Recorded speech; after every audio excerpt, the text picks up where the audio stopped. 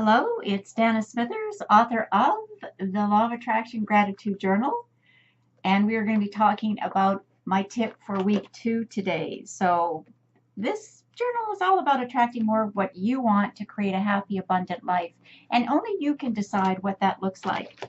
So, today on week 2, the tip that we have in the journal is when negative emotions come up, deal with them briefly. So, this is what your page is going to look like. Yeah, so why do I say that?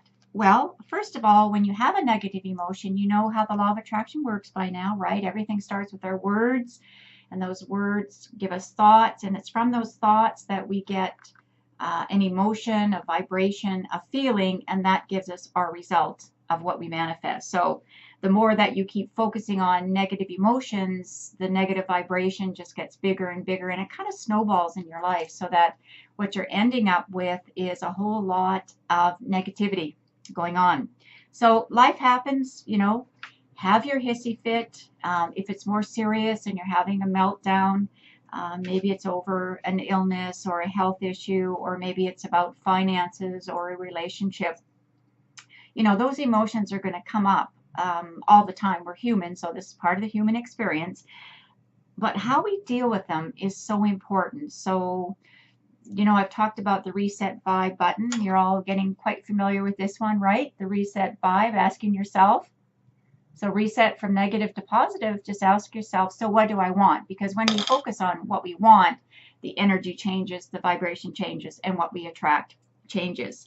So, if you're feeling mad or sad or, really upset about something, we don't want you to trap those emotions. I mean, I am a certified emotion code practitioner as well, and I deal with helping people release their trapped emotions from circumstances that happen at birth or all through their life. However, it is better to get them out, to recognize them, to verbalize them. If you're really angry, really, really angry, then, smash your fist into a pillow or something, or scream in the car or whatever. Try and sort of keep it to yourself. It doesn't help if you get angry at somebody else, because law of attraction will just give you more of that. So you get angry, they get angry, and you're kind of going to end up with that. And that's obviously not what we want when you are deliberately attracting more of what you want to create a healthy, abundant life. So you get to decide how briefly you keep in that headspace.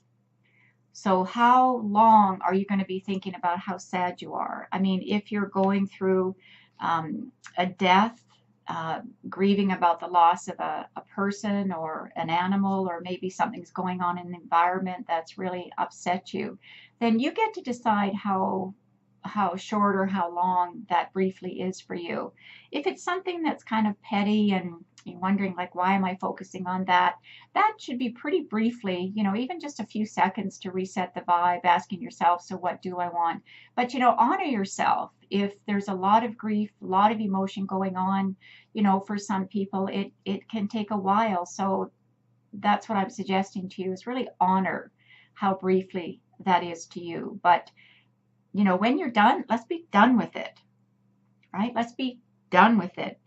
I don't want to see your post on Facebook. I don't want to pick up the phone and have a conversation about it, nor do your friends want to have the same conversation again and again. So try and look for how long really does it have to stay with you, that particular emotion. So that's week 2, the law of attraction tip in your gratitude journal. And so the next page is that you've got 5 statements or questions to complete. So the first one is, what's my intention for the week? So that can be around relationships, money, health, career, or business. The next one is asking about, what did you feel grateful about last week? Put it out there. Let's talk about it. That you can blog about, that you can post about, that you can share with friends, how good things are, because it makes people feel good as well.